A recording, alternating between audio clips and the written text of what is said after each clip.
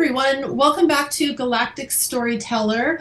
I want to start off by thanking you for the support that Asia and I have seen over our series that we have been putting out.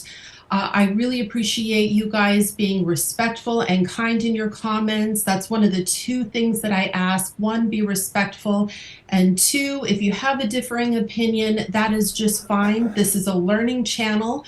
We're here to have a discussion, but if you can provide resources, we would appreciate that even more. That way we all have an opportunity to learn. I am really excited about today's guest. His name is J.R. Sweet. I normally like to do a bio before we jump in, but he has so much information that we are going to unpack. We're just going to get started because as we go through his story and his experiences as an MK Ultra victim and survivor, all that information is going to come forward, not all of it, but a good portion. And I am going to introduce him right now, and he is going to explain who he is and where he comes from. So JR, I want to thank you for joining us today. You got it. Thank you for having me. Absolutely. What I would like to do is start out by explaining a little bit about your genealogy and why that's important in your background and in your experiences. Yeah, that sounds like a really good idea. Yeah. So I was raised in a Mormon family, born into it, father, mother's, four other siblings. I was the third child. Mhm. Um, and just a regular, it seemed to me like just a normal, regular family growing up. The things that happened to me, I couldn't remember were occurring. They were compartmentalized. And so I just perceived that I was raised in a wonderful Mormon family. But my family has a history dating back several centuries, back to King Henry VIII. And so I'm what's called a bloodliner in the MK Ultra project and in the circle of what I would call the satanic elite. And so I carry that bloodline with me, and that's what the Central Intelligence Agency and the satanic elite are interested in, is generationally abused bloodliners because of various reasons.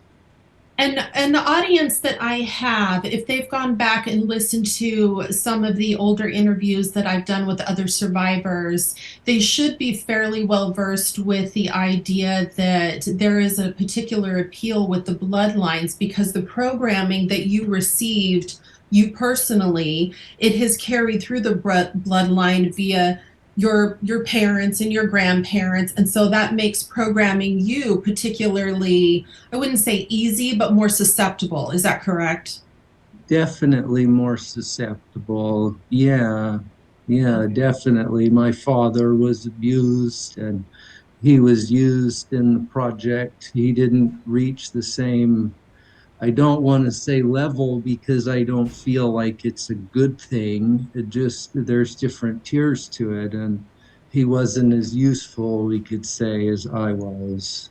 And my grandfather, I don't completely understand the abuse that he faced, but he is also the same. He was abused as a child and uh, he became involved with the Central Intelligence Agency after World War II and involved with the project.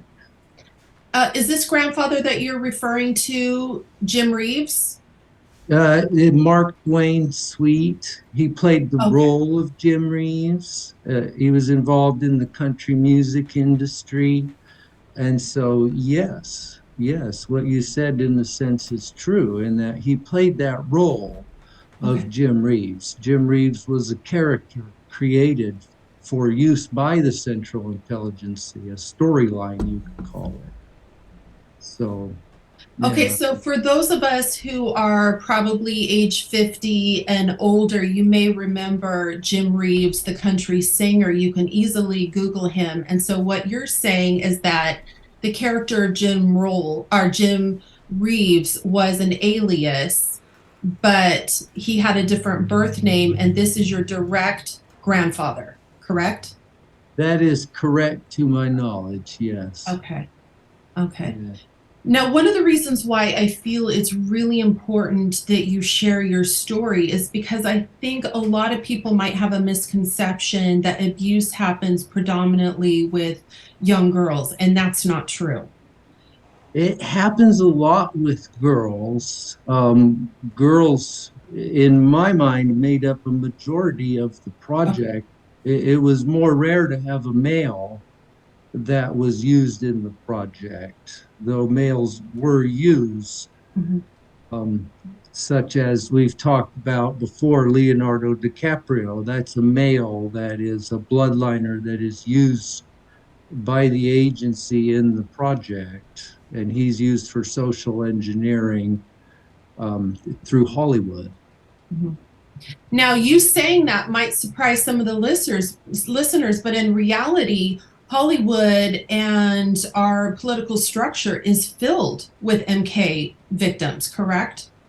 Yeah, yeah, just filled with them. It's terrible. It's a whole different world. The masses don't get to see that side of our reality in this world. Those people are brought up completely different. Mhm. Yeah. Okay, so let's go back to when you first discovered a picture of Charlie Pride. Let's talk about who he is, or was in the country music industry, and why he's important to your story. Yeah, Charlie Pride. He was a man, he was a man that I met when I was with my grandparents on a trip back east to Missouri.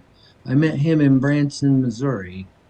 And one of the reasons that he's important is that he's passed away, or supposedly anyway, passed away, and he was a CIA human bioprogrammer and handler.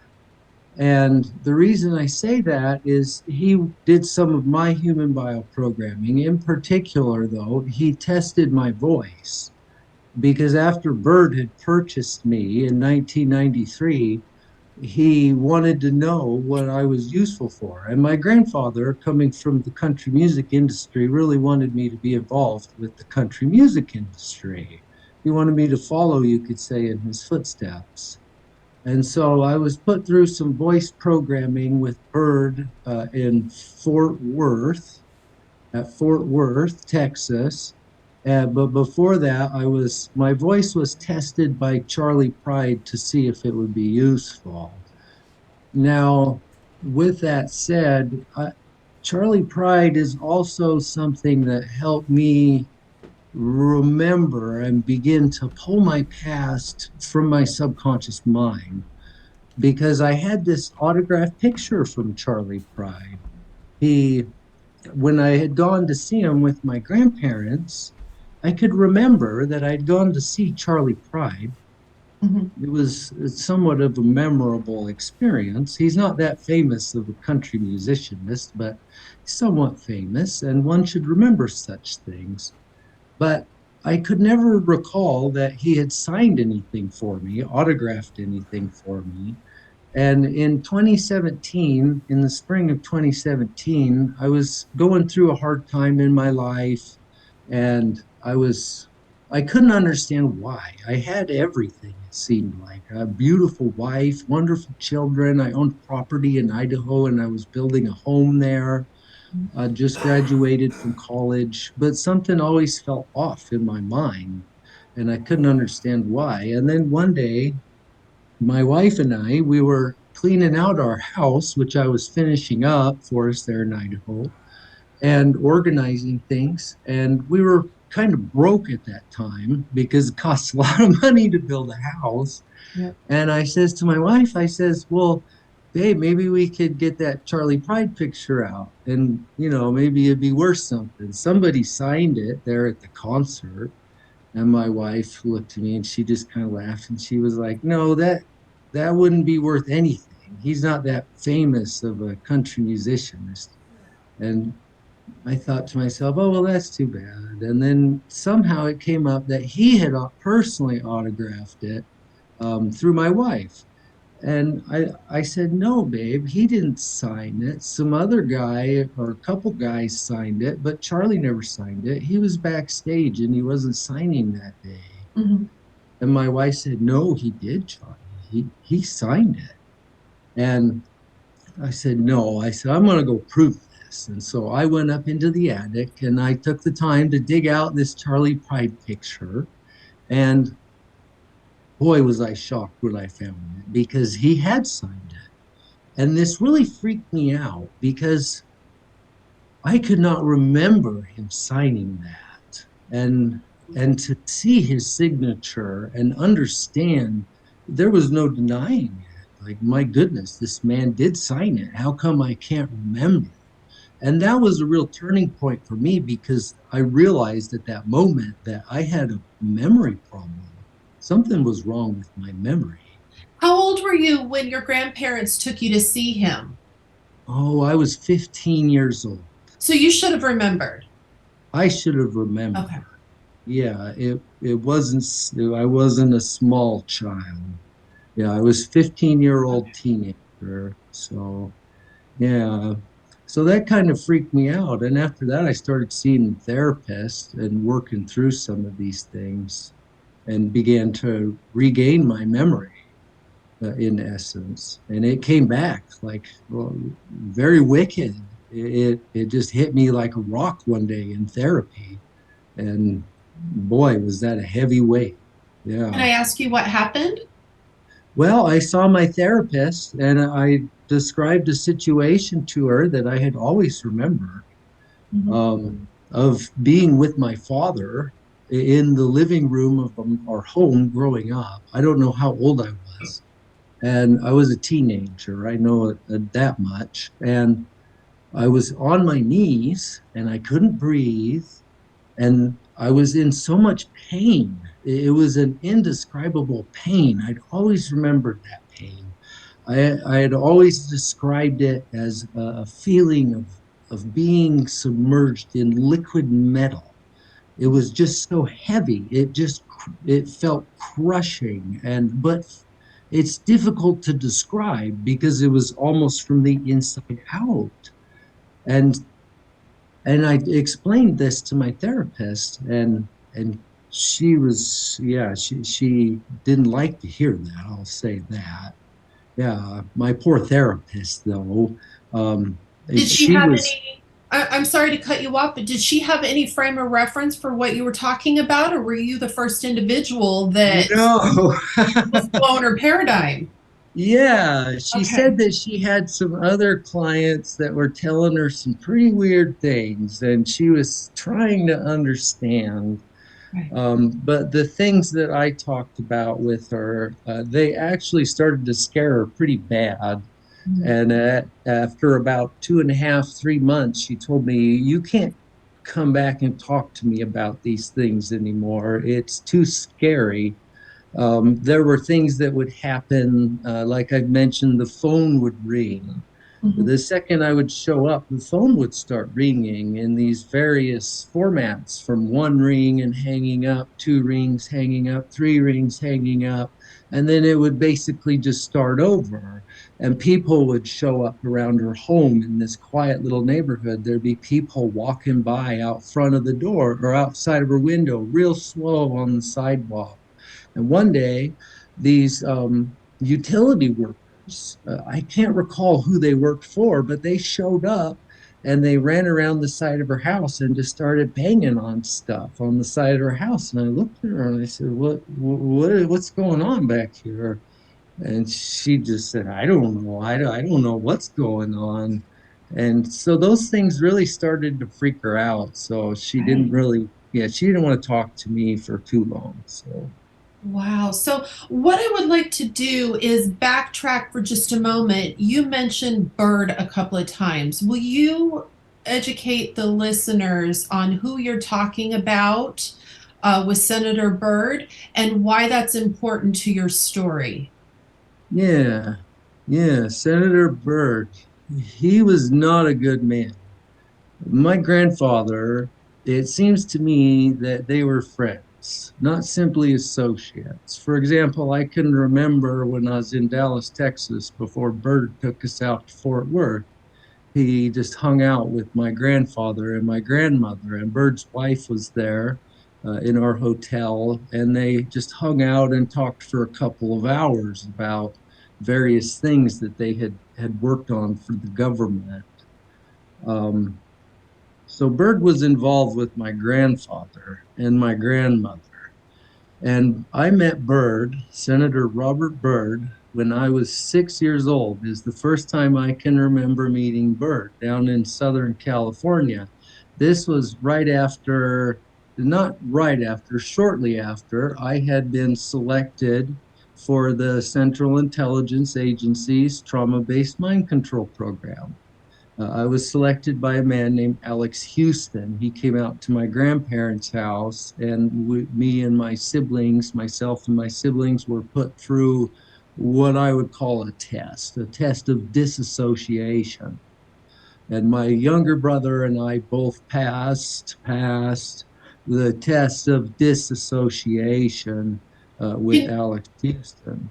can you tell us what that test involved? Yeah, yeah, I don't mind telling you Okay. that.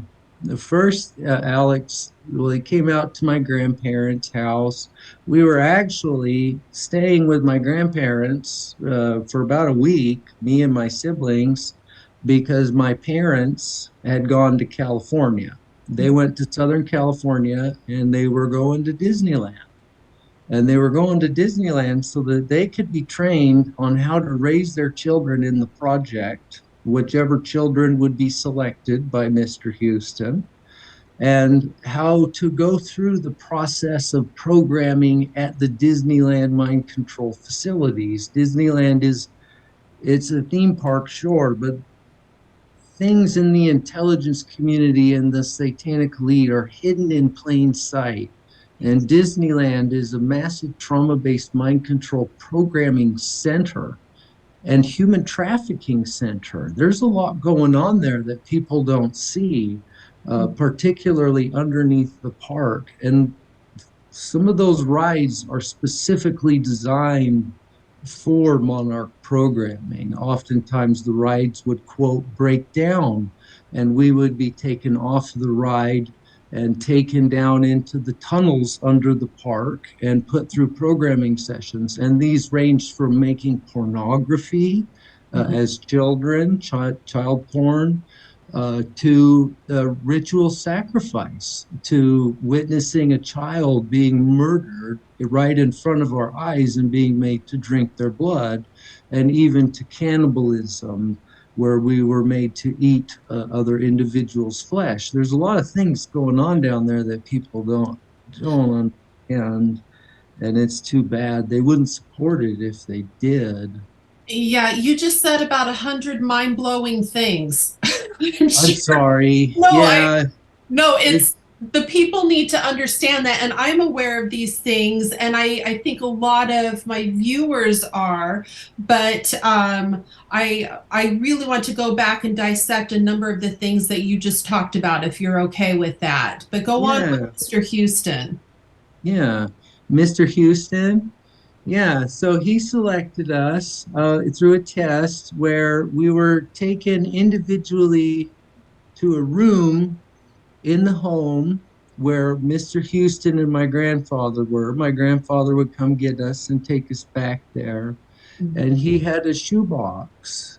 And in that shoebox, you didn't see what was in the shoebox until you were in the room. You'd given him your full name, he documented it, and then do you want to see what's in the box? Well, that's why I'm here, I suppose. And so he opened the box, and there was a human hand, a severed human hand inside of the box. Very disturbing thing to see as a small child.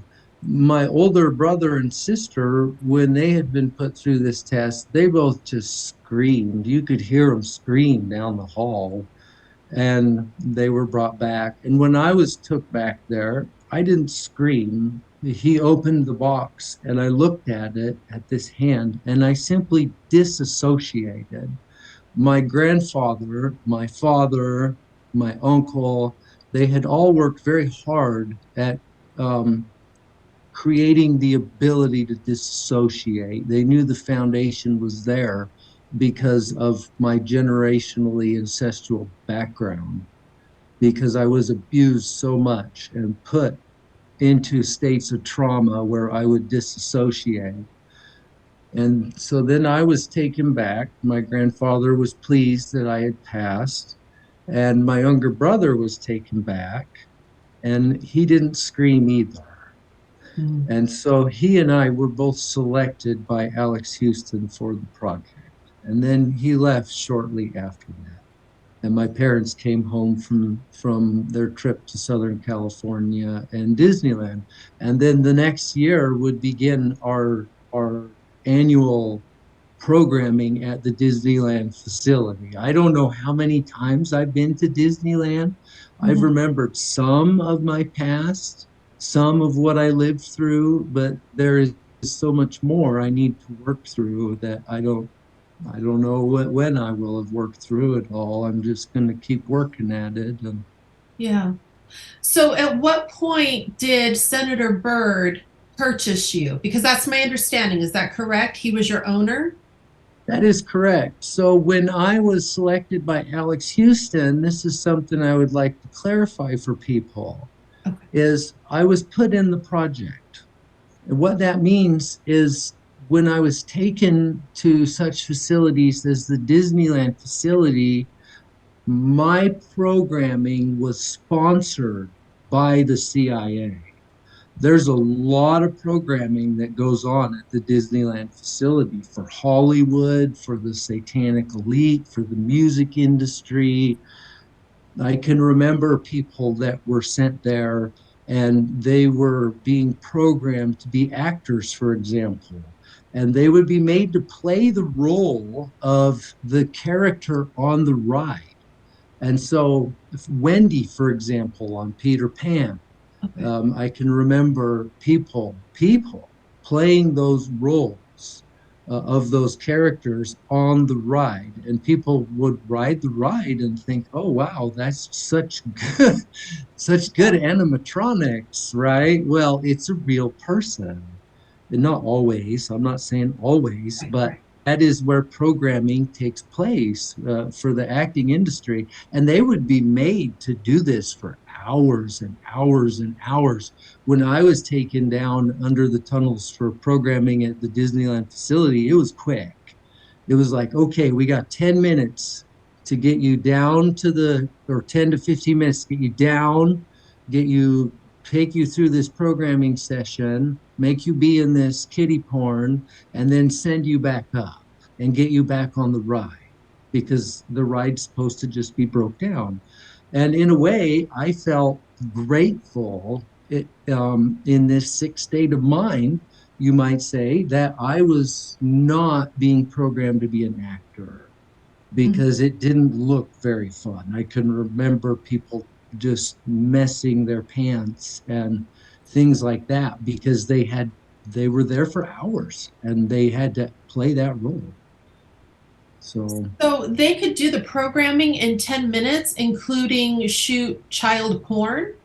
oh yeah, oh yeah, it was timed. It would be fast. And that was part of the premise of it was speed. Those are kind of disturbing things to talk about. Yeah. But yes, you were made to have an orgasm on command. You were made to have an Okay. orgasm when they said, Yeah. okay, boom, now it's time. And so, and this was for pornographic film production. The films that we would produce under Disneyland, I'm not entirely sure what they would do with them. I remember people being dressed up as various things. My grandfather would play various roles because he would go to Disneyland. He was involved with the construction of the trauma based mind control facilities there, Mhm. as well as John Lilly. That's another individual that should be mentioned, Dr. John Lilly. He was the doctor in charge of my programming. And he piece of human garbage. But it was timed, and so you would be taken off the ride, taken down. The sex would you'd get undressed. The sex would last like 2, 3 minutes, and then you're out. They would hit you with a taser, hypnotize you, get you dressed, and send you back up.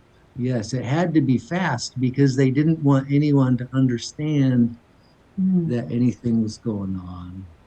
Will you explain a little bit about the taser? I know on your website, and I'm going to put the details of that where they can find your website and read in more detail about your experiences in the description notes. But just for right now, will you explain what that means when you say you would get tased? Yeah, yeah. The taser was a very bad deal. I can remember the first time I got hit by a taser when I first met Bird in Southern California. That was the first day we'd been to the Disneyland theme park in 1984. Mhm. We went back to our hotel after being at the theme park all day or part of the day.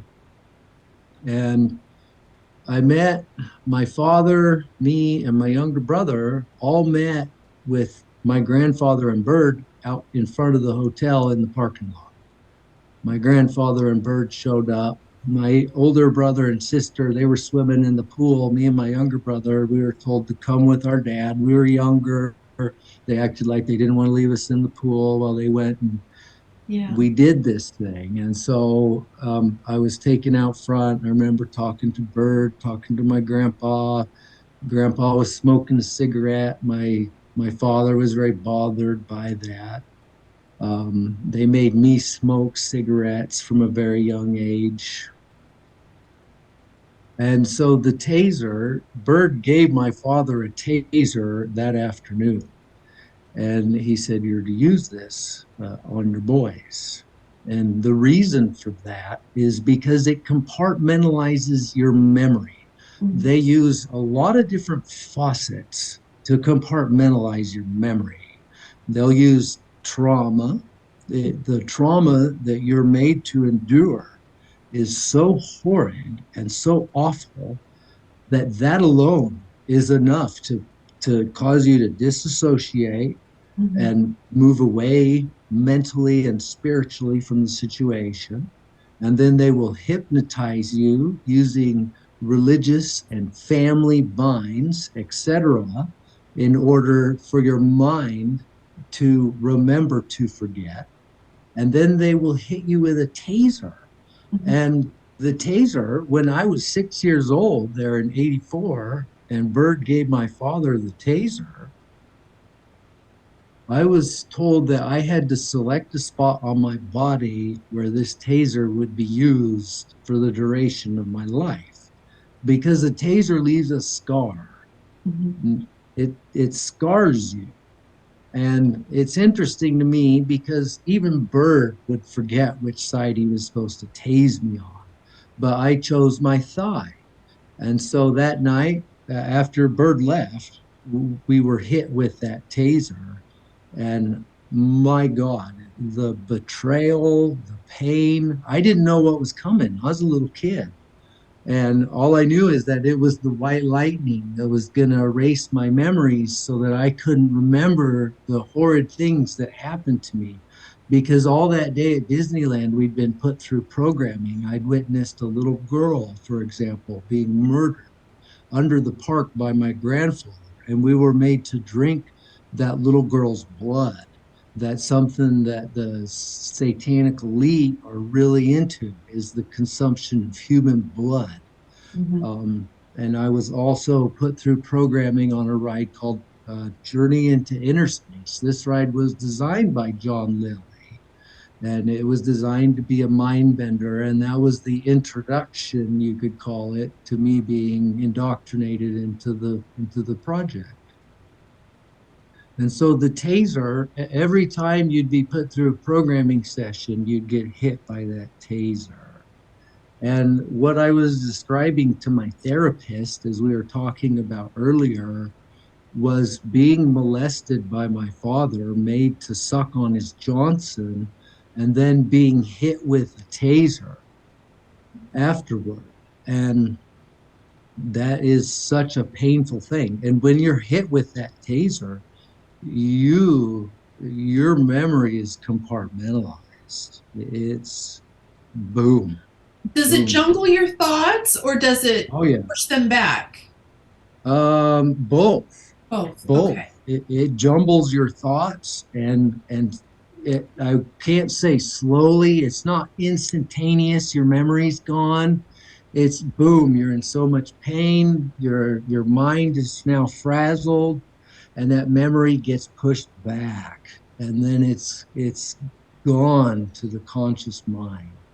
And they And made you select on your body where you wanted to have the taser done, but it had to be a place that wasn't visible to the outside, like your arms down here or the bottom yeah, of your legs. Is that correct? So you had to yeah, that participate is in it. correct. Okay. Yeah, it had to be somewhere easily accessible, but somewhere that people wouldn't regularly see.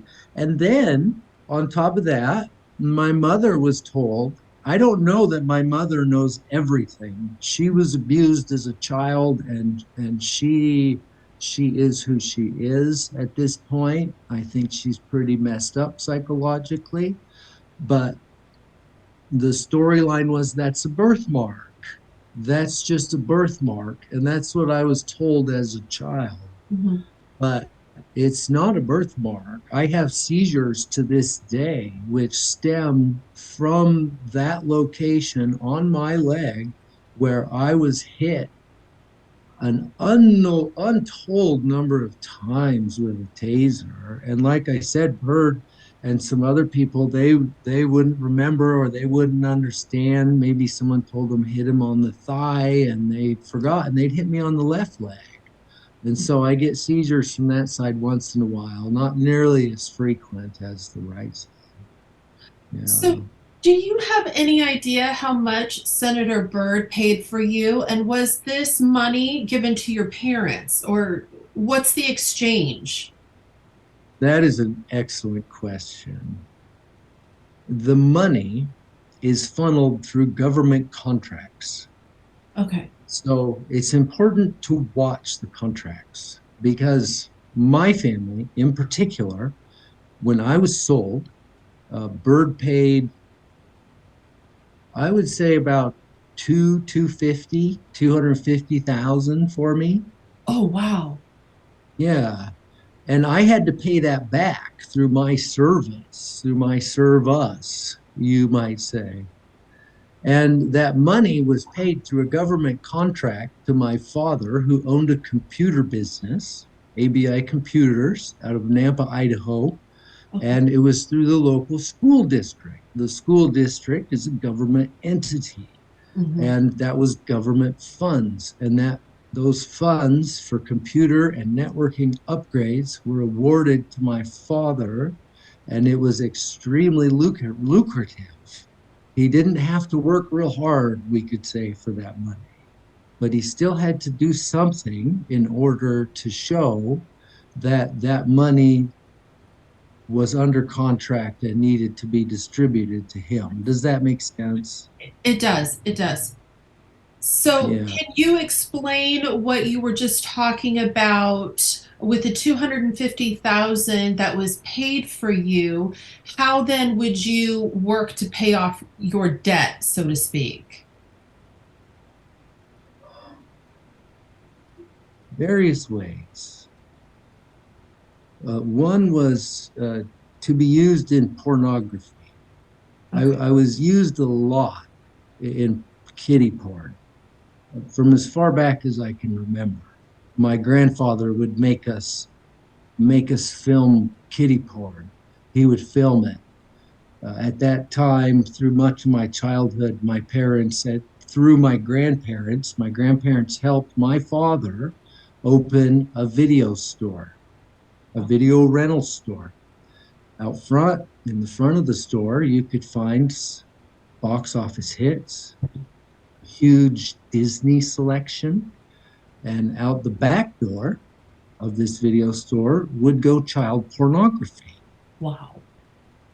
And so that story on my website, my journal entry about the Star Trek convention, Mhm. that was me working to start paying Bird back the money that he had paid. He made over $50,000 from a video that I was made to produce with some other individuals, including my younger cousin, um, that was based around space, Star Trek. It was actually filmed on the set from the very first Star Trek episode. So the CIA, like we've talked about and mentioned, is connected to the Central Intelligence Agency and the intelligence community. And when Hollywood wants to get rid of something, the CIA guys, like my uncle, they're there. And they're like, yeah, we'll take it. You know, that's pretty cool. We can use it for this, for making kiddie porn. Or my uncle, Gail Pooley, he had in Disneyland in this room under the park, under the Alice in Wonderland ride, was a control center facility for controlling mind slaves around the world. How, And there was say again, how did that work? you got to say it one more time. I'm It sorry. was a control center that they would use to control children around the world. How did that system work? Yeah, it was used to control their mind slaves around the world. Not all mind slaves are children. Children grow up. And I remember my grandfather, he worked in that room a lot. And I call it my grandfather's evil lair, actually, because I can remember him in there so many times, and even being abused in there. But it was filled with kind of like a NASA station. You could picture a launch site where, you know, you got all the guys around the computer, the big screens. It was a lot like that, but on a lot smaller scale. And I can remember, for example, going in there in 1993 and with Alice. Alice was always part of my programming. And that's a hard one to touch on. That's yeah, that's painful. Okay. But um, Are you so he, referring to Alice in Wonderland programming? I am, Okay. All right. yeah, Go yeah. ahead. There was always a girl that played that role, or quite often when I would be taken under the park, Okay. and we'd be made to make porn together, or something horrible would happen, and I can remember being made to kill a girl who played Alice once. Hmm. Yeah, not very good stuff. But my grandfather had a control center under there. The Central Intelligence Agency, I should say, had a control center under there, under the Alice in Wonderland ride that was filled with television screens, and they could keep track of their spies. They're mind slaves. See, mind slaves have no privacy, Mhm. almost none. Where I'm at now, I don't understand how much privacy and how much privacy I don't have. When I first started to wake up, they let me know that I had no privacy, none. They could see everything I did, everywhere I went. And so my on these screens, my grandfather could keep track of the mind slaves that he was in charge of controlling. And those mind slaves varied in age and they varied in country. They would be in various countries around the world, not just in America, but they place them all around the world. And where we have chips, we're Mhm. given chips so that they can track us. Bird gave me a chip. I won't On your talk about body? it. In my body. In your Yes, body. Okay. I am chipped, and that's so that they can track me Have you been and find me. unchipped or is it still No, in? I it's still in there. Where Yeah, is it? I can't tell you that for a surety. Okay. Yep, I've been working through that memory. That's something that I'm still working through.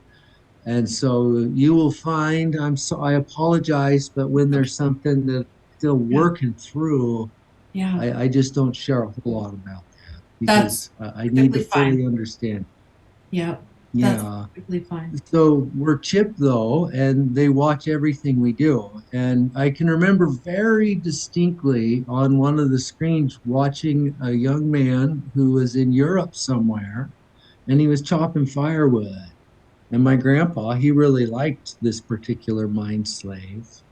And Mhm. so they keep track of us, and he would control people and keep an eye on them through this control center. I don't completely understand it all myself, but there was a break room in that control center where you could sit down and take a break, essentially, from your hard duties of being an asshole, basically. And my uncle had purchased for $5,000, government money, by the way. This is government money he spent, 5 grand on. There's a Batman movie where Jim Carrey, Jim Carrey, he plays the Riddler. And at the beginning of the movie, there's this fortune teller thing in a carnival style box. And that prop was sold to my uncle for $5,000. And he put it in the lair under Disneyland. Does that make sense? It does because they use these types of things to anchor in programming or to remind you of programming, right? The different words, phrases, movie lines, telephone Symbols. rings, symbols, things like that. And so, have you been able to uncover what your major programming format was? You've mentioned Alice in Wonderland, but you also mentioned to me Batman Yeah. was a major program for you. Can you explain a little bit about what these program themes are about and why they're important for programming? Because for the listeners, they have different, I don't know what you would call them, categories of programming that mean certain things. So, in other words, if you have Batman programming, you have particular things that you've been put through that have a particular outcome. Is that right? Yeah. That is Okay, so correct. So you could think of it as apps. okay, That's the name for an app in your mind. The human mind is a lot like a computer, and computers are based off of the human mind. And so, Batman programming, I don't completely understand it myself, so I can't talk too much about that. Alice in Wonderland programming, I don't quite understand all those things very well, to be okay. perfectly honest with you. But they are for different things, such as sex. Um, there is one that's just for sex, and you're used for sex, and then The beta that sex. programming. Yeah, the beta programming. The beta programming is all about using you in kitty porn. A big part of this is money. Money, evil people wanting money. I was used extensively for pornography. The beta programming is also used for blackmail. If you can blackmail, for example, a politician, you get some young boy to have sex with so and so. I'm not going to name anyone because nothing, no one. I don't want to talk about that, but you're able to blackmail those individuals into what you need them to do. The network is a huge blackmailed, I would call it a blackmailed network. They're all scum and they're all blackmailed. And then sometimes people talk about over the rainbow programming. Yeah. Now, over the rainbow to me is a trigger. Mhm. That's a trigger that says you're about to go over the rainbow. You're about to disassociate. Mhm. You're going to go out of your mind. Yeah, And so that's what over the rainbow means to me, which leaves you susceptible to whatever programming they want to put you through. right. Um, I and know that term, a lot of slaves have over the rainbow programming as well as the yeah, beta sex programming. yeah. And then I was programmed, my family bloodline. We have a history of it's a terrible thing of killing people. Mhm. I was raised to kill people Mhm. and to be used in child porn, essentially. And so that programming base is multifaceted and it does include Batman, it does include Beta, it includes all of them Yeah. because it sometimes it takes all of them to get that job done. And including, I believe, Rose programming for you, right? Yeah, yeah, but Rose programming, I don't understand if Rose programming is different for everyone. For me, it was often I would see the world through rose colored glasses. It Mhm. was a way of seeing the world Mhm. as on the sunny side. Keep on the sunny side. But Keep on the sunny side. yeah, so in essence, it is a facade to cover what's really going on in your world, but also you come from the lineage of King Henry VIII, and we all know about the Tudor Rose. So do you think that I, there's a correlation there? I don't know the answer to Oh no. that. Yeah, Okay. I'm Now, sorry. the CIA, their involvement with child trafficking and child pornography, it's bigger than most people realize. One, they're using it for control, blackmail, but they're also making a ton of money with it internationally. And you said that that's Yeah. been a huge part of your programming and your purpose was with the child pornography. Is there anything else that you want to add to what we don't know about why they're using that? Yeah. Yeah. And so that's a difficult one because I witnessed human trafficking, for example, under the Disneyland theme park. Mhm. That little girl in 1984 that I witnessed murdered by my grandfather Mhm. was held there in a cage. And I don't know who her parents were. When I called the FBI and tried to talk to them about exactly that, they said, "Well, whose child was she?" I don't know. How am I to know whose child it was? I'm trying to explain to you that there are children being held under the park and they're being trafficked and they're being used. A lot of children in the project are disposable Mhm. and they are used specifically for programming. When I was made to play the most dangerous game in Oklahoma, they brought along, there was a bunch of us there. There was the Hiltons, there was the Ford family, there was, I don't remember exactly who it was. It was a country musicianist family. And there was us, my cousin, my younger cousin, and I. And then there was a van load of orphans. And those orphans were there as cannon fodder in order to essentially be killed in front of our eyes. That's Wow. what happened with me and my cousin. We tried to help a young girl and they killed her right in front of us. They just shot her. And it was absolutely horrid, just awful. And orphans are used for that. They're disposable people for programming.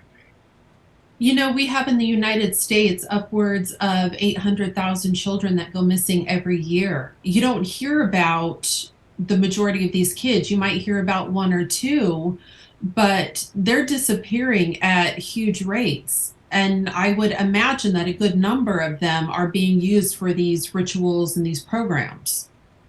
Yeah, I can't argue with that, Madeline. Yeah, that's something that tears me up to hear that the Biden administration, for example, Mhm. and what is a border crisis, and Mhm. these thousands of unaccompanied minors. Well, what happens to these minors? Because these people are they're sicker than your imagination can even go. And that's one reason it works for them, is because the average sane minded, healthy minded individual could never even imagine such a Yeah. thing. It's so awful. Yeah. Yeah. And Yeah, this is, I talk a lot about that on this channel. It's really hard stuff to understand, but that's why it makes shining the light on what they're doing even that much more important, is because the roaches scatter in the dark and are with the light. And so we have to take the light of our spirits and awareness and knowledge and focus it on them so that we can hopefully put a stop to this behavior. yeah, yeah, I would agree. And the more people that understand these concepts, the Yeah. more the more minds it'll reach, and the more people will understand it. Hmm. It's so top secret what we're talking about right now, Madeline. Yeah. It's no joke. That's how they've kept it in the dark. It's so simple. It is incredibly simple Mhm. once you understand it, but you can't see it unless that concept has even entered your mind. Now, you mentioned Hilton. You were betrothed informally, correct, to Nikki Hilton of the Hilton Empire. Yeah, that is correct. Yeah, I Would you was explain a engaged. little bit about your involvement with them? Yeah, yeah. The first time I met Nikki and Paris was in Oklahoma, actually, Mhm. during the most dangerous game. Those two girls and their father and his dogs were at the game, and we were all stripped naked and made to run through the field into the trees, and they were going to chase us.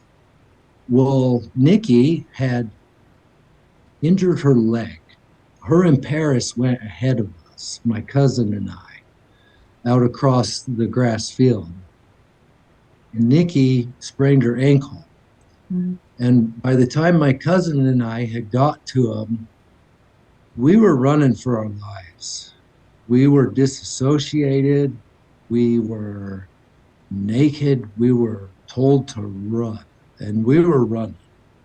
But when I saw those two girls, Mhm. and they looked like they were in really bad way, it's interesting to me that there was still empathy left in my soul.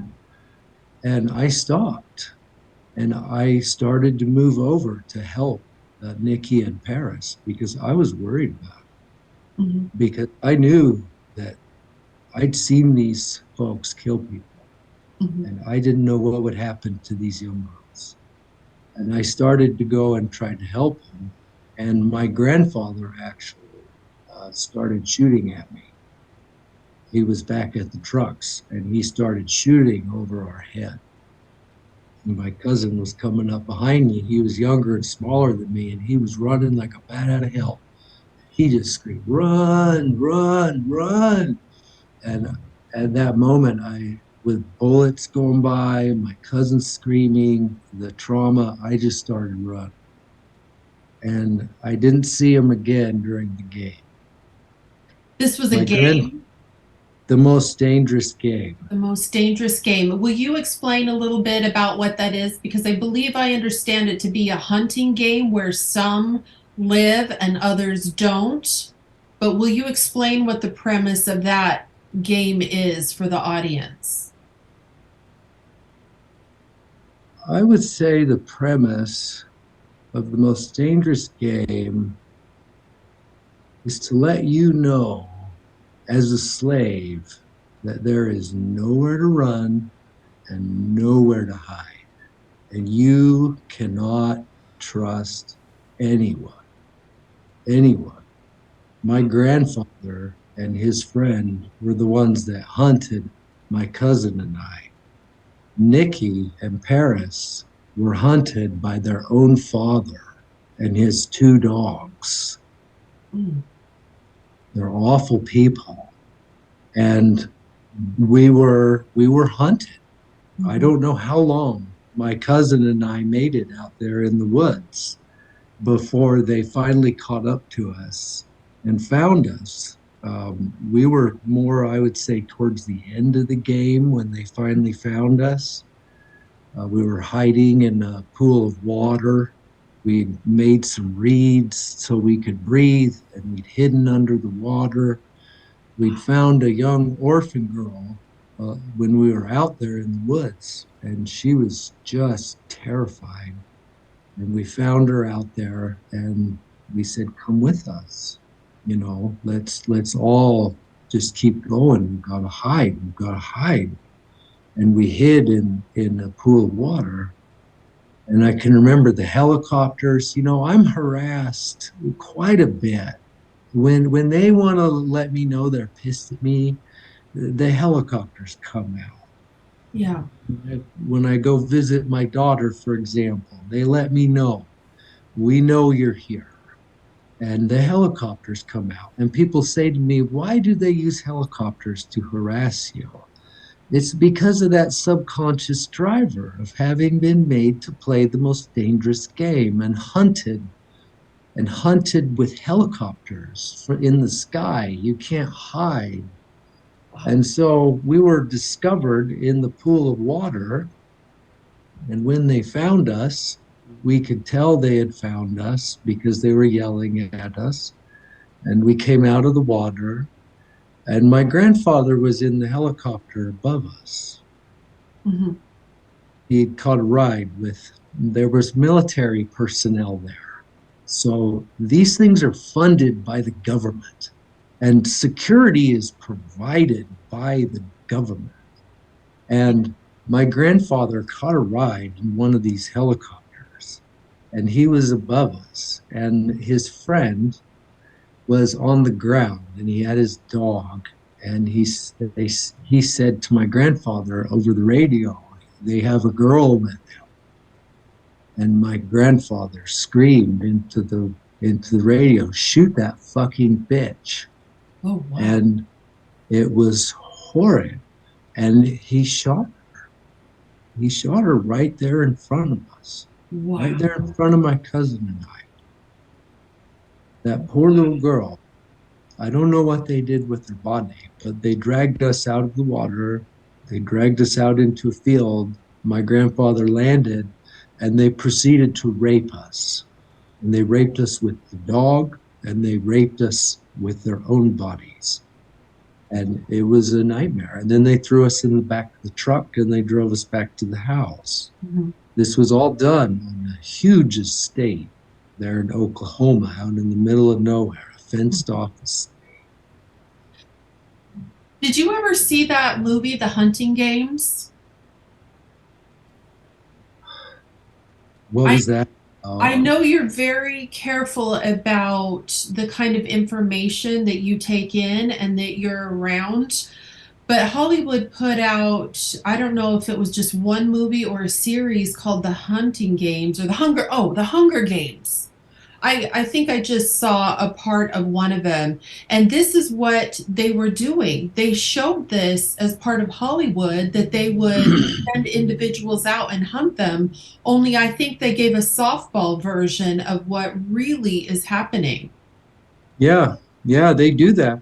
Harry Potter's the same way. It's about black magic, Harry Potter, and the underground world of the satanic elite and the intelligence community, which is the satanic elite's arm. And so the Hunger Games, in my mind, is just about that. It's about the most dangerous game. They give you clues.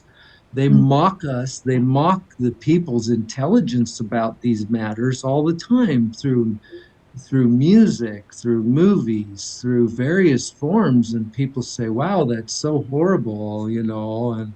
But they're introducing those concepts Mhm. into people's minds.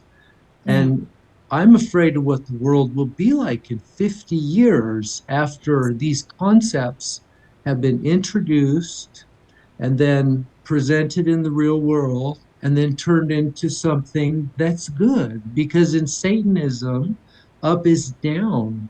Mhm. good as bad. I don't know that we warned the viewers before we started this interview, but these are some triggers that I'm talking about. Yeah. Up is down, and so I'm concerned about the world that my children will be living in, not just because they come from my family bloodline and the CIA and the satanic elite are going to want them, but because of the direction the world's headed in social engineering. Yes, and they're grooming society right now to be ever more accepting of pedophilia and what is this, MAPS, minor attracted people or something like that. I don't So, know.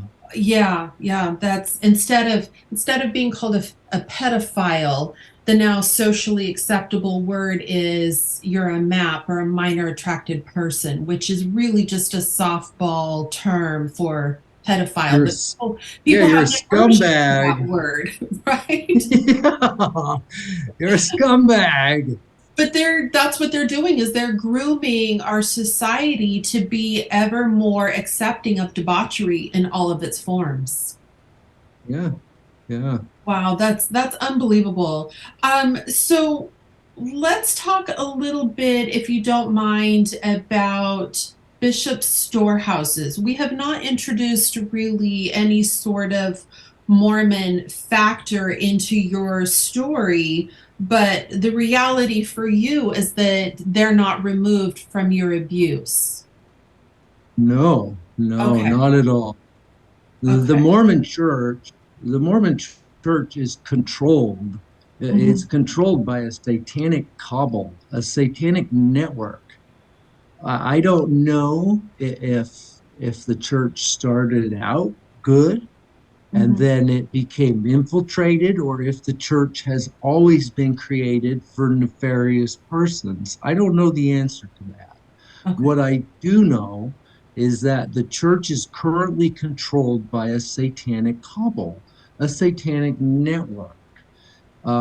Hinckley, for example, was a Satanist, and I personally met Hinckley because we did a presentation for the man after he had become the prophet in 1995. Myself and another friend of mine, I have heard and read that mind slaves, they try to keep us away from each other. Hmm. But in my lifetime, uh, I had several friends who were mind slaves, Hmm. and we were kept together in order to keep each other under control. We were used for conditioning one another. We were used for being programmed together. We were being used for making pornography together. Don't they call that type of pairing twinning?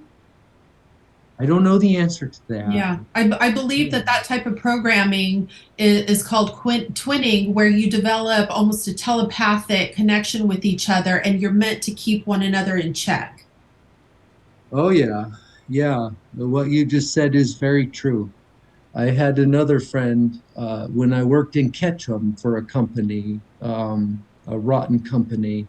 I was paired with an individual in my everyday life at work who Mhm. was also being programmed, and we would do a programming together. And one of those programming sessions was a pairing, a mind control leak is what I would call it, Okay. and that was performed through deprivation tanks. We would be hooked to electrodes and put in dep tanks and get the shit shocked out of us through various patterns, though. It was all very scientific and very coordinated. You weren't just thrown in a tub of water and they stick some jumper cables on you. They were all well located, electrodes placed on your body. And this happened to me several times throughout my lifetime.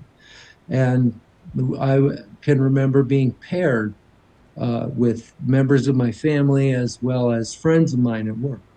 And yes, you knew what that person was thinking. You just did. When my buddy Travis and I would work together, I knew what he was going to do at work, and he knew what I was going to do, and we could be very efficient at our job, and that wasn't nefarious things. That was Yeah. just, that was just construction. building carpentry. So So there are some positives to it. there are always positives to the negatives. So So what do yeah. you know about the bishop storehouses? Um, I've heard about that a lot, from other survivors Hmm. and my own experience. Um, it's weird and it's interesting to me. That's something, Madeline, that I'm still working on journaling Okay. out, so I can touch on it. I was used to smuggle cocaine out of Fairfield, Idaho. The individual that I smuggled cocaine for, well, it's difficult to explain. There's so many personalities involved with those kinds of things, but Mhm. it was an individual who would become my boss in the future. I would end up working for this individual, but he was the bishop of the Fairfield. His name was Todd Rasmussen, Mhm. and he was not a good person. On the surface, he was, but in reality, he's not a good man. And Todd, he was the bishop of the Fairfield ward, and he would smuggle cocaine with several other individuals. He wasn't the only one. Mhm. The cocaine would be flown in on a helicopter. There was an individual who was a crop duster with his little helicopter, and he would fly the coke in, and we would load it into this Mormon storehouse. I don't know how else to put it. It was a Mormon owned building designed for storing things. And I'd only been to church a couple times there in Fairfield and met Todd, met his wife, wonderful family. I couldn't even imagine these things. And at that time, I was truly a mind slave. And so I can remember talking to him when we were unloading the coke and putting it into the storehouse and I was like, dude, what are you doing? Like, you're the bishop. What are you doing? We're putting cocaine in here, dude. Like, this seems Yeah. like it's wrong. And he just laughed it off. Oh, they'll never figure it out, all these old people, and oh, it just blew me away, even at that time as a mind slave. Like, wow, this is just crazy. Like, it makes sense. Like, we're putting drugs where it's in plain sight, but it's hidden. No one would ever even think to say, wait a minute, what's in the bishop's storehouse? What does Todd have in there? And then that cocaine would be moved into Ketchum. See, Ketchum is an elite community. Oh, You look at the poorer communities, the middle income communities, the regular folk, well, they abuse drugs on a regular basis and alcohol. Now imagine you're a gazillion billionaire who's a Satanist, who is a serious child molester. You don't mind killing people. You like drinking blood because you think that it gives longevity to your body and to your lifespan. Well, there's a lot of money to be made in drugs. And if you control law enforcement, then what's the problem? There's no problem. No one talks about it. When yeah. I was there helping them smuggle drugs, uh, one of the individuals said, "Well, who is this guy?" Referring to me, "Who is this?" And Todd said, "Well, this is Gail Pooley's nephew." Gail Pooley was my handler, and he was heavily involved in drug trafficking, and human bioprogramming and murder. And this is Gail's nephew. And then it was like, oh, okay. If this is Gail's nephew, then we must be cool. And Okay. so I had assisted in that process. That's just so brother and sister, Smith, who were older in age. They're working at the Bishop's Storehouse, helping you get your Deseret butter, ice cream, and hamburger. They have no idea, really, for the most part, what's happening with No, shipments that come in and out. no, they have no idea. None. They have the rose colored glasses on. They only see the positive. Todd's the bishop. He's a good man. Yeah, they're And wearing this rose is colored. not just exclusive to the Ketchum area. I have heard about the Bishop storehouses in various areas. So I would, and I'm not saying all, I don't like to use all encompassing language here, but Yeah, this is just yeah. one way that they move product, be it drugs or children or what have you, in and out. Yep, yep, Correct. because the Mhm. CIA and those that they control, they serve the satanic elite. That's who they work for. They're their biggest client. Yeah. They give them the most money. They help them make the most money. And so they're in bed together. Right. Yeah. And on that note, I want to tell you something else, Madeline. One time when I worked for Todd, okay, because I became employed by him, Mhm. it became arranged, you would say, that I would work for him. I was offered a position with him as a carpenter, and I took it. I was a young man and I was a mind slave and I had a family to support. I knew that the individual that was talking to me on my initial contact for the company seemed really familiar. His name was Cressley, and he was involved with the drug smuggling operations. Mhm. But I couldn't remember the drug smuggling operations at the time that Cressley said, hey, and met me at a gas station when I was looking for work in the area. They said, hey, Todd's hiring. You know Todd. Why don't you come work with us? And so I was placed in that position. When I was working for him, I worked with an individual. We called him Scandal Randall. And he was this guy, he would he was a drug addict and an alcoholic, and he liked fast cars, and he didn't like to go to work a whole lot, but Mhm. I worked with him. He was supposed to be my boss, Mhm. right? And I would ride to work with him because we had a very long commute. And one time we were driving home in his Jaguar, and we were going 90 miles an hour. The speed limit was either 55 or 60. It wasn't very fast. We were going 90, and we come over a hill in the desert, and there's a sheriff coming. And oh shit, we're smoking a joint, we're drinking beers, and there's a sheriff, and we're going 90 miles an hour. Uh-huh. I said, oh my God, what am I going to tell my wife? What is going to happen now? I was so pissed at Randall. I was like, Randall, why are you driving so fast? And so we get pulled over. A cop comes up on each side of us. We got rid of the joint. We'd crushed our beer cans and chugged them, and we'd lit up some cigarettes to try to hide the smell. And the cops come up and we roll our windows down, and they knew they had us. They were like, hello, boys, that kind of deal. And I says, hello, and Randall says, hi. You know how fast you're going, et cetera, et cetera. Well, who do you boys work for? Oh. Well, we work for Todd. Todd who? Todd Rasmussen. Oh, Todd. Oh, we know Todd. All of a sudden, there wasn't a problem. We were let go of that infraction on the spot. Like, okay, boys, you drive more carefully. You got to be to work tomorrow because Todd needs you. And we just went home. And we're like, oh my goodness. I thought I was going to jail. They had us dead to rights, according to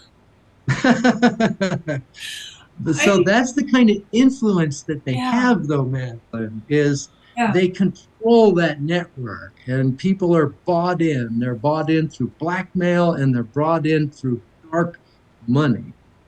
Does Yeah. that make sense? It does. I didn't speak with this survivor regarding this situation myself. It was a story that I had read many years ago, but they were given cards with phone numbers on it. So if they got pulled over, they were to hand the card over to the police officer, and if they weren't familiar with the card themselves, they were to call the number, and then the person on the other side would direct them, let them go.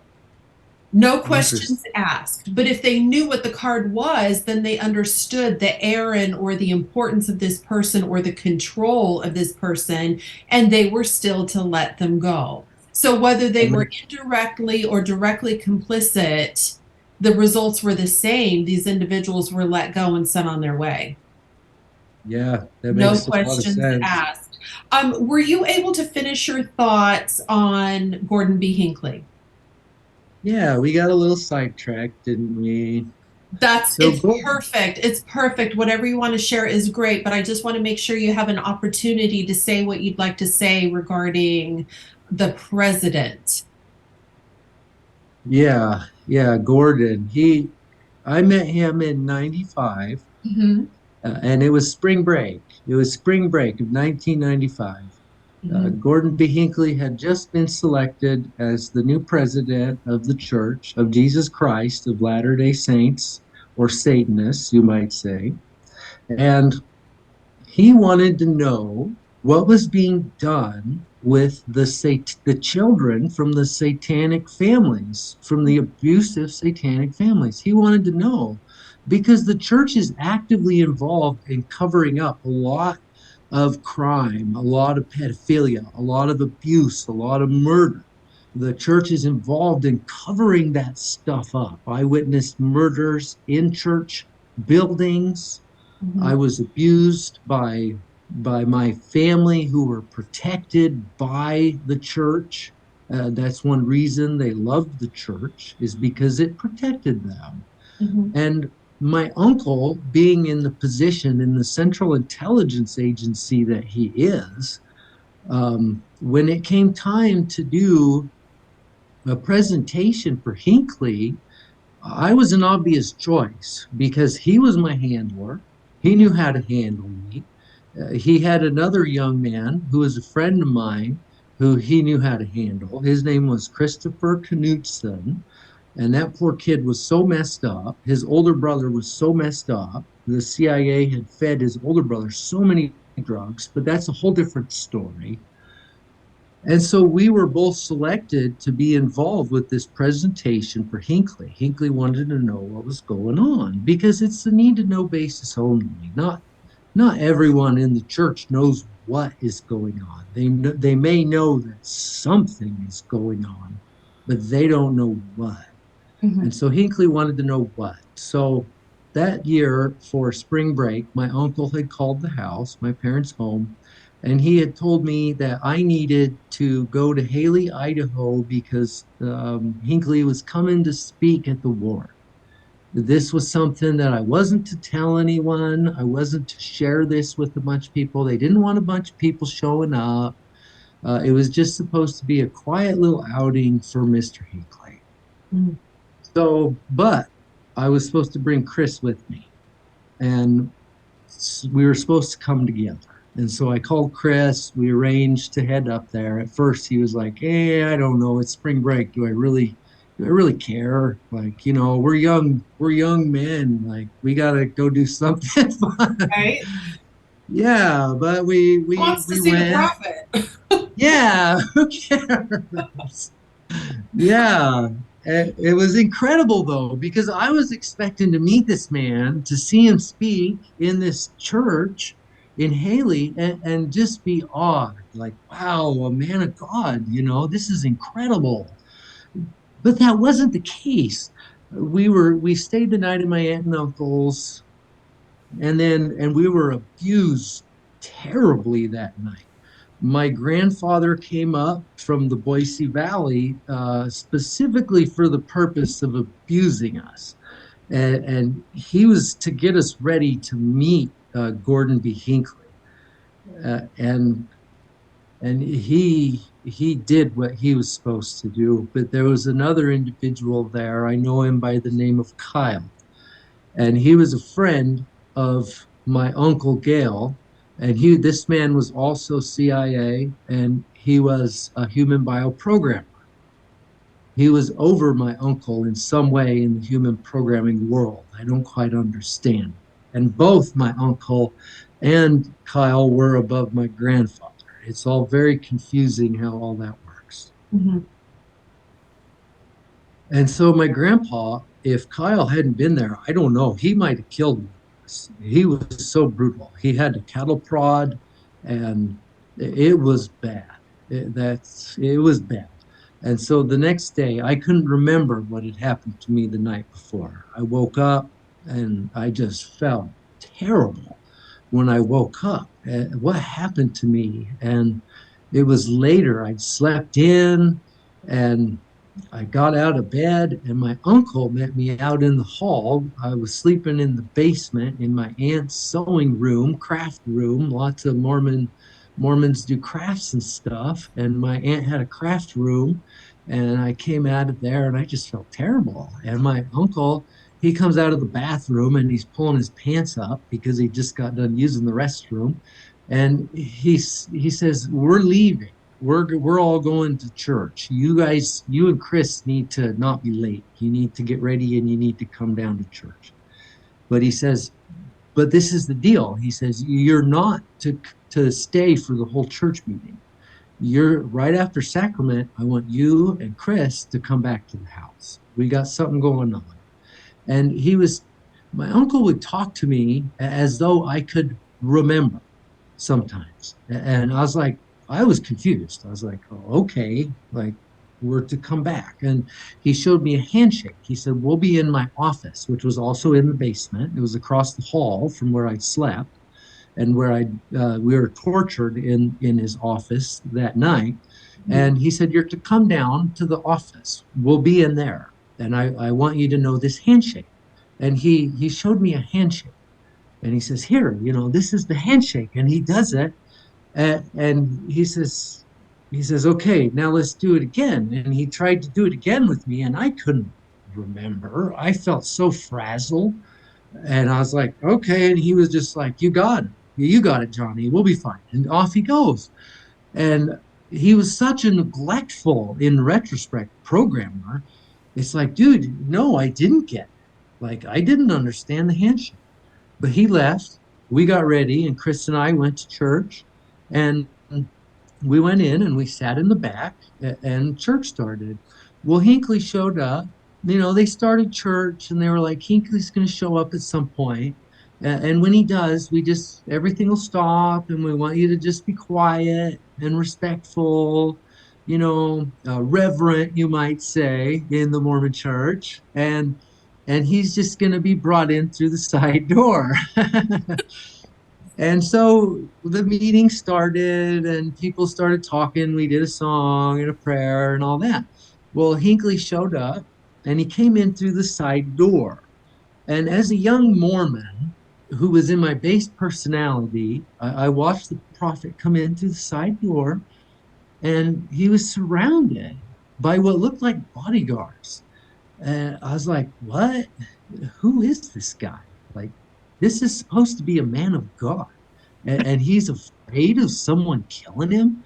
Like, that doesn't make any sense to me in that state of mind." I was like, if someone kills him, well, so what? You're going back to God. Like, who cares? And so he comes in with this entourage of bodyguards and they sit down in the front rows and Hinckley goes up and he sits down behind the pulpit next to my uncle.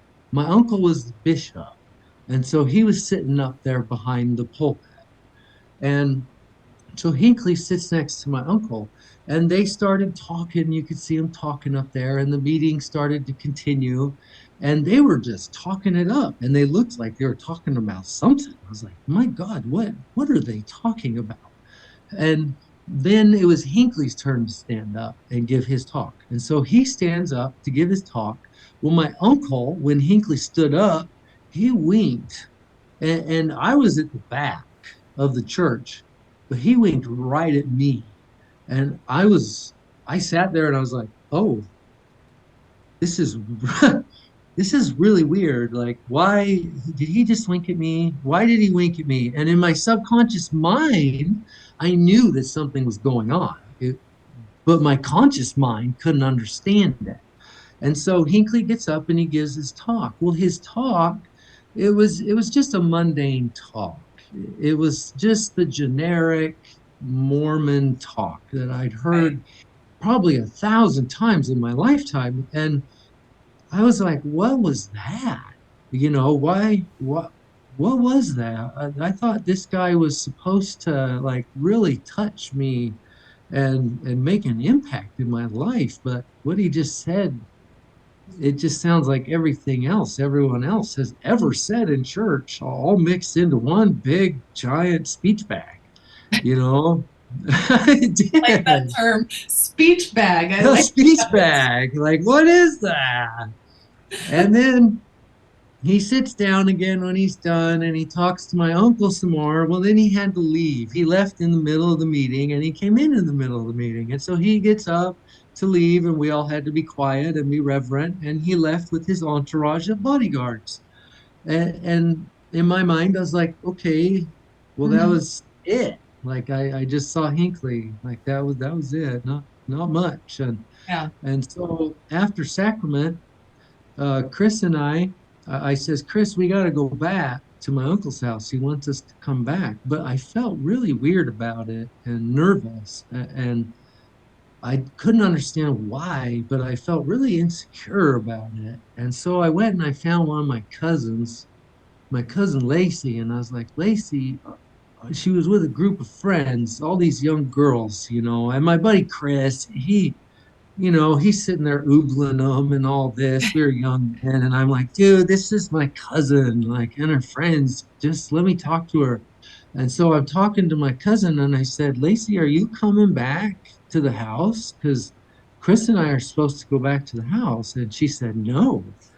What are you talking about? And she acted like she was really creeped out by it, Hmm. and understandably so, in the lives that we lived and the ways that we were raised, especially knowing her uncle or her father, my uncle.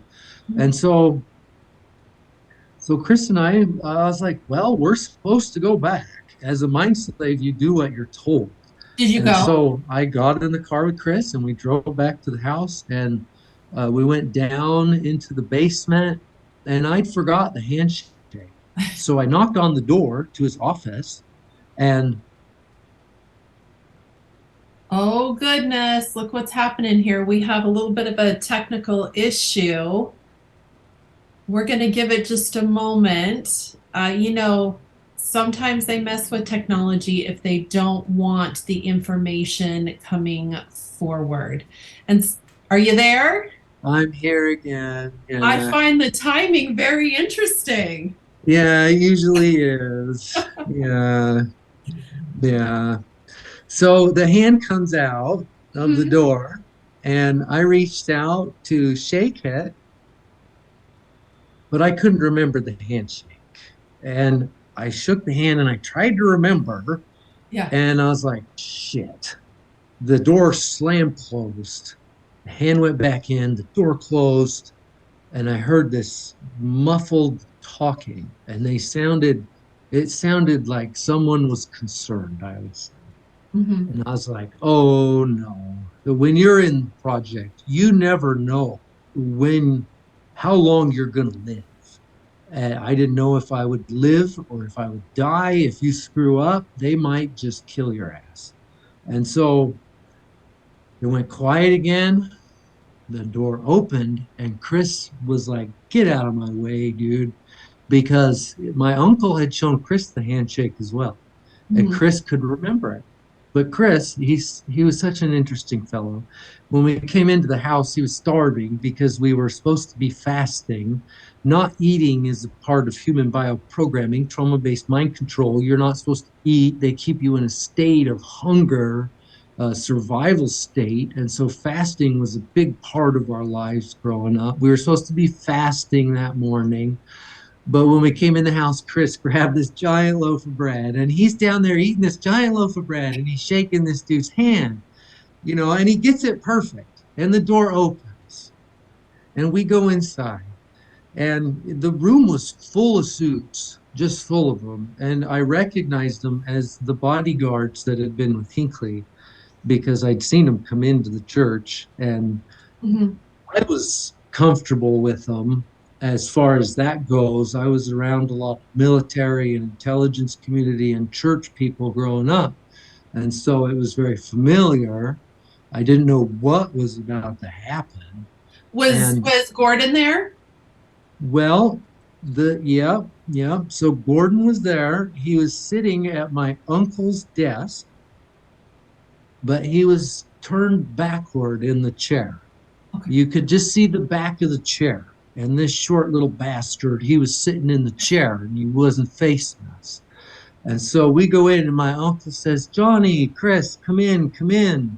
And we came in, and he starts talking to us, and I want you to meet somebody. And the chair turns around, and it was Hinckley. I want you to meet Hinckley. And so we proceeded to give a presentation after that to Hinckley on the project. And so we were made to stand, as a young man, your base personality, to stand there and meet the prophet with your rose colored glasses on, Mhm. which is this super positive state of consciousness or unconsciousness, I might say. And then to have it turned completely upside down, just completely. They said, stand over here. My uncle did. And then he started to talk about this. And then he said, take your clothes off. And I'm standing there in this room full of dudes in suits with my buddy Chris. And I'm like, take my clothes off. And so we started to take our clothes off because that's what we were told to do. Right. And then my uncle started to talk about my family bloodline. He started to talk about my grandfather. He started to talk about our satanic family bloodline. And in our family, I was programmed, you never talk to people about it, ever. So he starts talking about it to Gordon. And my programming kicked in, and I said, what the hell are you doing, Gail? You cannot be talking to this man about that. That was the family secret. That was not something to be shared. And my uncle put me right in my place. You shut up and you take your clothes off. And it was a moving through different personalities. I was going through several personalities at one time during that situation. It was And you very were aware of painful. that, of the switching? No, No. no, Okay. I was not aware. You just start moving through them. Yeah. Wow. I did become aware, Madeline, at one point. I remember when I switched deep and I really went completely over the rainbow because it was a slow process of steps to where you get to where, boom, you're just gone. You're gone. Your mind is gone. And when that was about to occur, the nightmare, you will remember everything you've lived through in that split second. Like, oh my God, I'm involved with this trauma based government program. And it is such a nightmare on the human mind. And then you're just pushed out of your mind. And so we were pushed completely out of our minds. I was made to strip naked.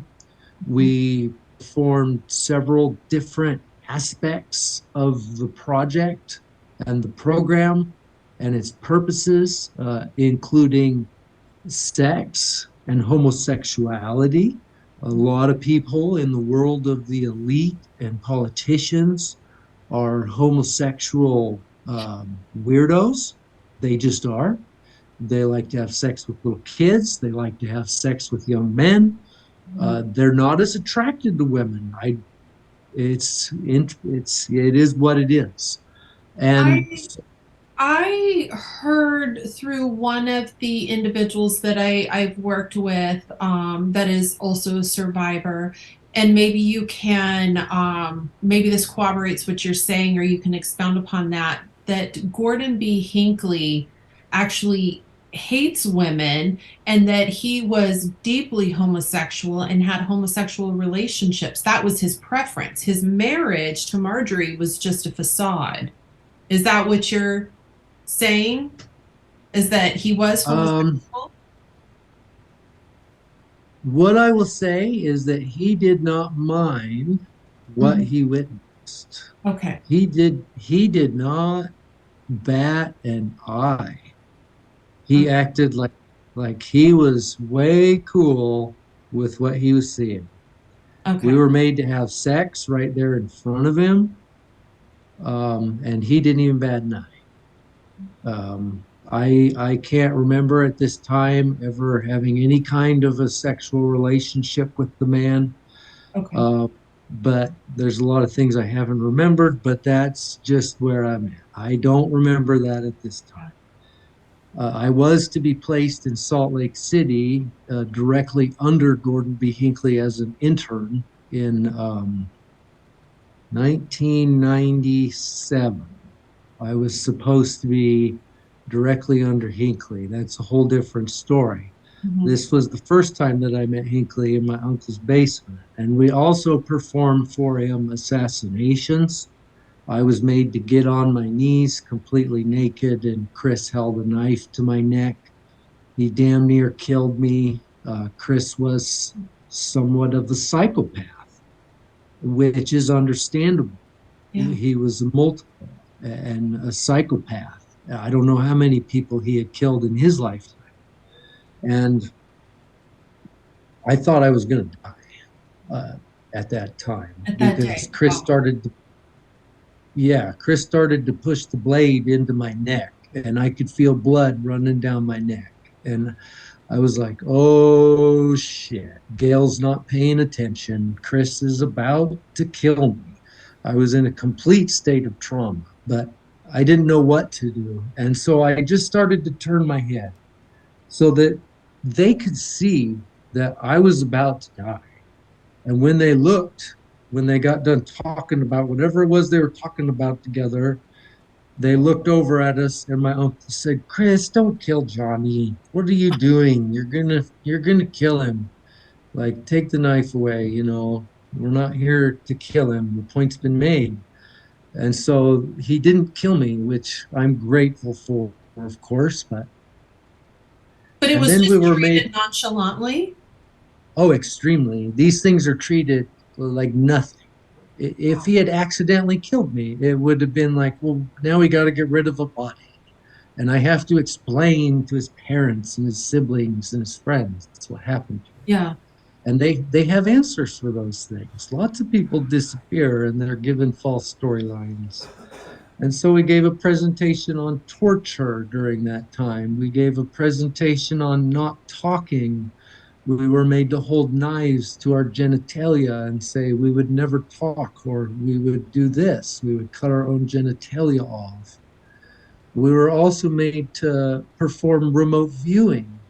I was made to remote view Gordon B. Hinckley's wife because if you're gonna convince someone of remote viewing, it has to be very personal. It could just be some made up bullshit.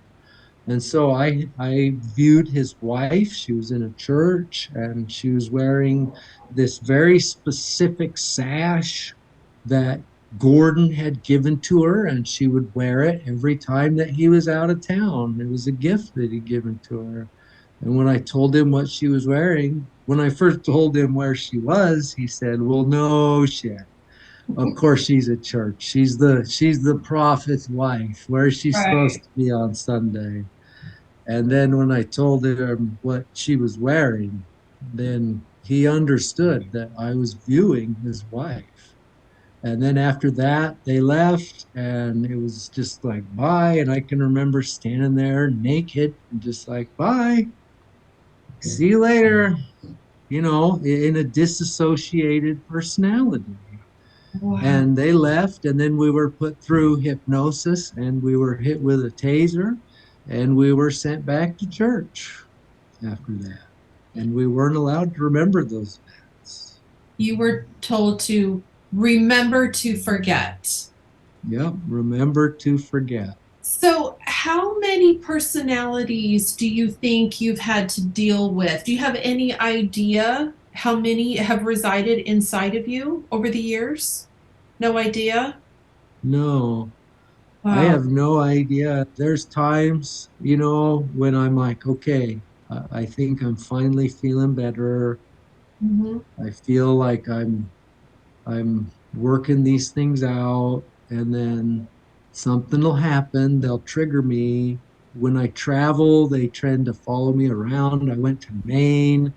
and I was triggered in Maine, the US Navy. I was very connected and tied to the United States Navy, which is extremely heavily involved with the project and trauma-based mind control and handling us. And I'd get triggered, and then I have to deal with it. And I've learned how to recognize it, Uh-huh.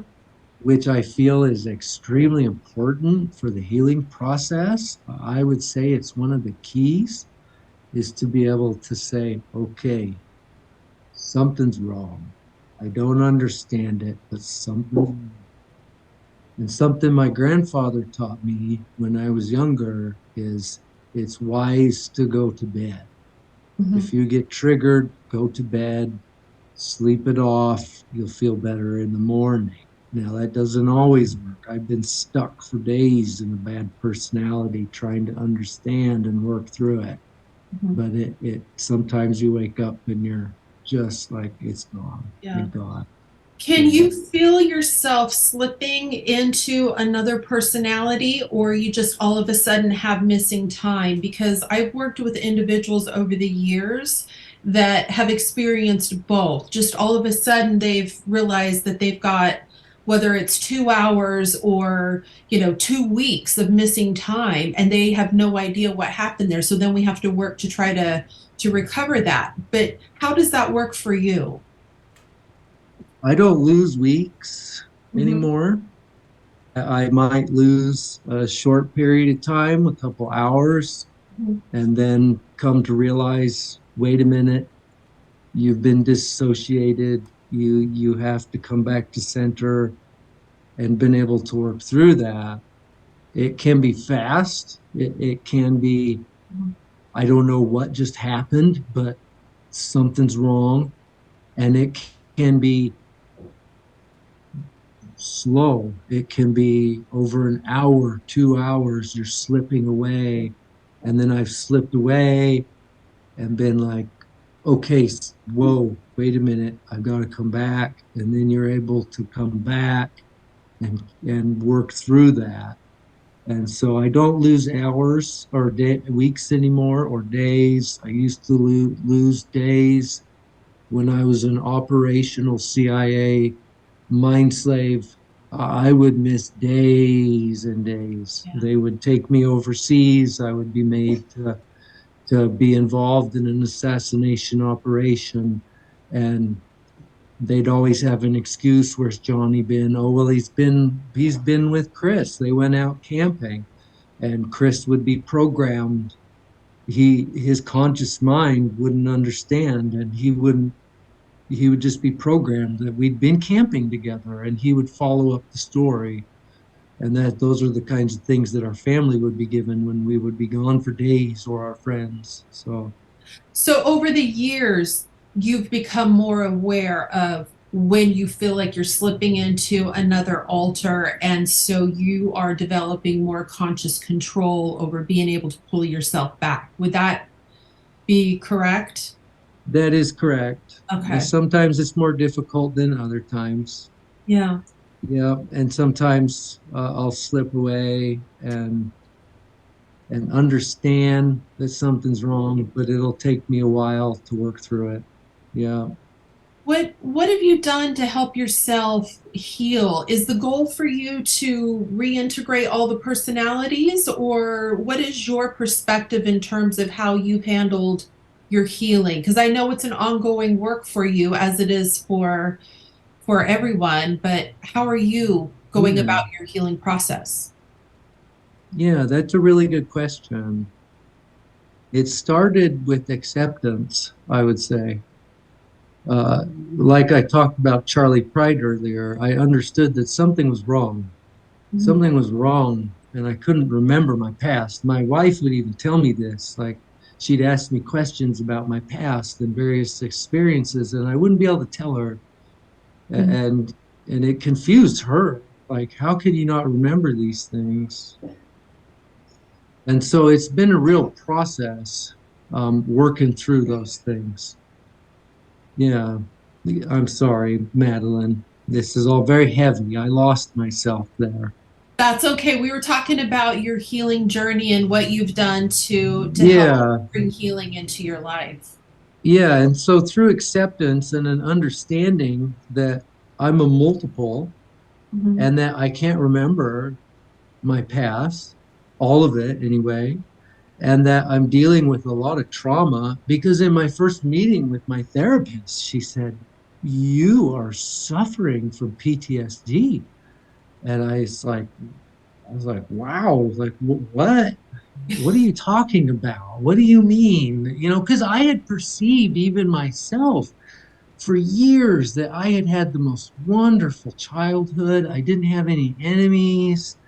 Everyone was my friend. I got along with everyone. And now all of a sudden, whammo, I had to deal with this thing. And so acceptance of the fact that I'm a multiple has really helped me be aware and to accept that, okay, you got to work through this, you got to work through this, and to recognize, okay, you're not okay, you need to go to bed. And my wife knows this, you know, Yeah. when Johnny just goes to bed, it's because he needs to go to bed. He needs to work through something. And so that's one of the key steps is recognizing and facing that truth because it's such a brutal, wicked truth to Yeah. know that the things I went through and that were done to me were just disgusting and horrid and You had so much physical trauma, especially with the electro shocking stuff. It messes with your bioelectric magnetic field and the way your brain works. Have you yeah, had any sort of fallout, long-term byproduct of all the electroshock that you've been through that yeah, the you biggest notice? thing, yeah, that's a good question. The biggest thing are seizures. Okay. And so when I'm really working through something and remembering an event, I go through significant seizures. These will occur when I'm out. I can be at work. I can be driving down the road.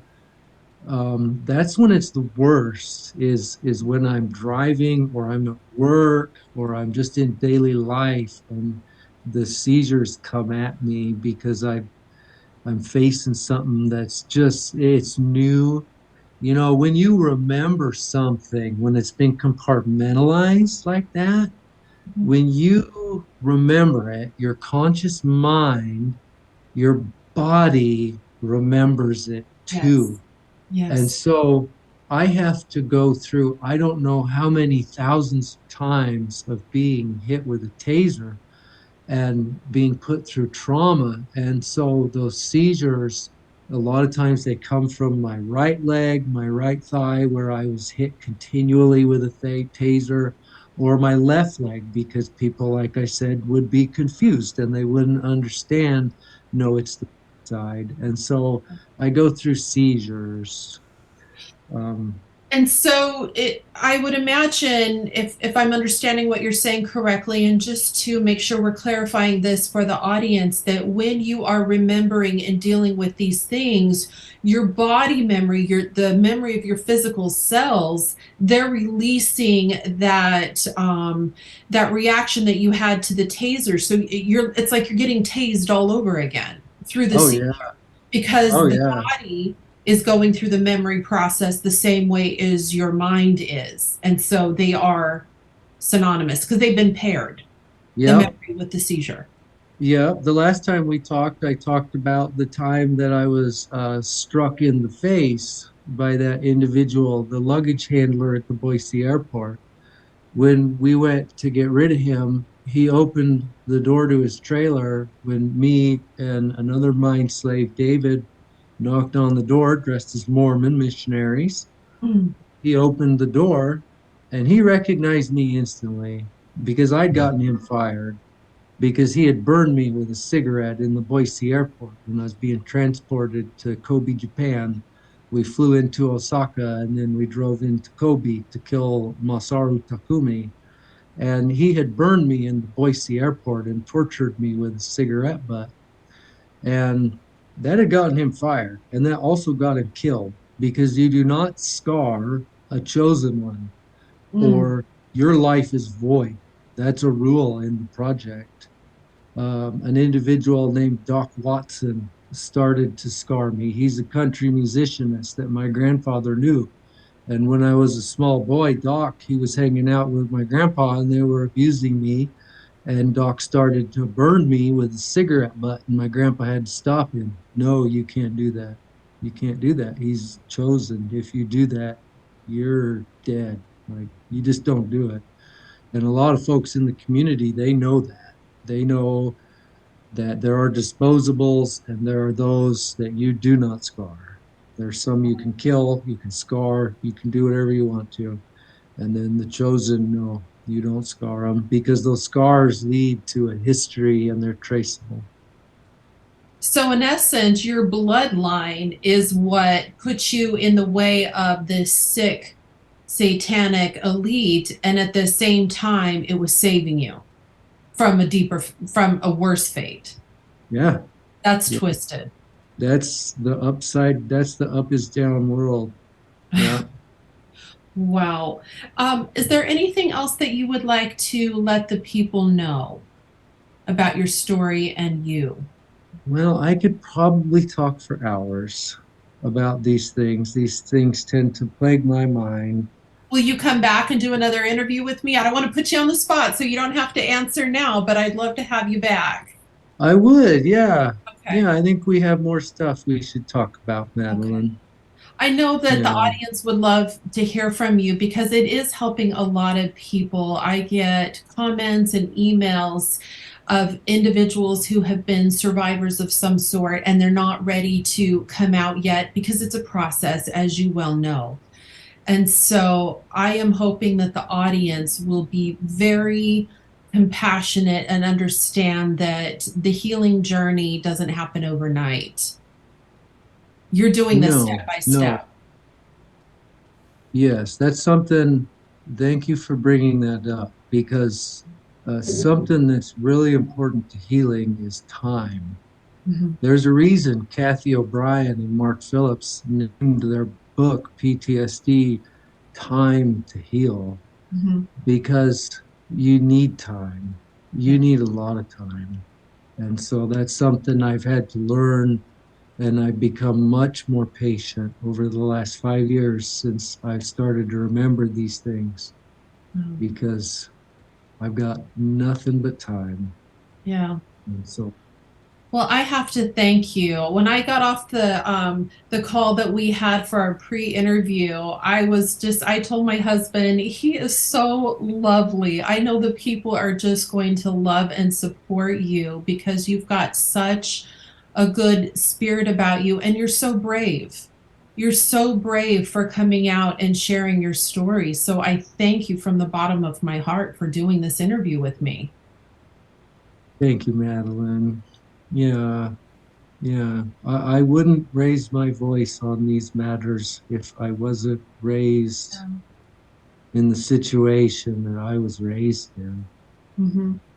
But it has to be talked about. The people have to know that the church is controlled by a satanic cabal. It's not what they think it is. People just have to remove their rose colored glasses. Mhm. I've been told by relatives, you need to just close the door. You need to forget about these things. You need to put it behind you. But you cannot put a lifetime of abuse Mhm. behind you. You can't. I've I've mentioned to you before that they killed me once. I've been dead. That Mhm. was through suicide programming when they stopped my heart. I've been to the other side. Mhm. I'm ready to die. It's okay. Yeah. It's and that takes their power away. Yes. Sons of bitches.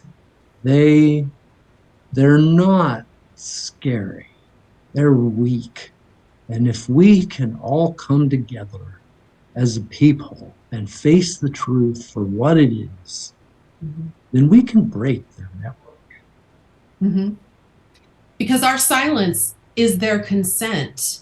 Our refusal to address this gives them permission and a cover by which they can continue their operations. And that's why, as tough as these things are, we have to be brave and we have to just know that we are protected in the truth and go for it.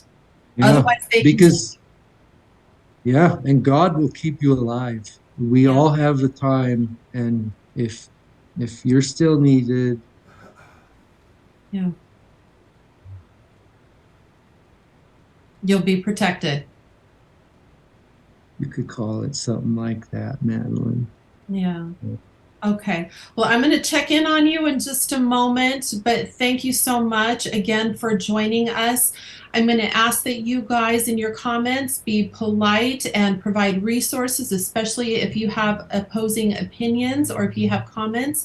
As always, you can reach out to me at galacticstoryteller@gmail.com. And JR's website is mormonmonarch.com. Is that correct? Did I get that right? Yep, you got it. Yep, and Okay. I have several journal entries up on there that people can hopefully gain an understanding through. So, Yes. Okay, great. So join us again for another interview. We will be back at another time. Thank you, everyone. I really appreciate this is a very small channel and it is kept that way on purpose. So it is very important for you to share this information because we do not have the funding and the budgeting that other channels do. And there's a reason for that. It's called controlled opposition. That's something we can talk about another time.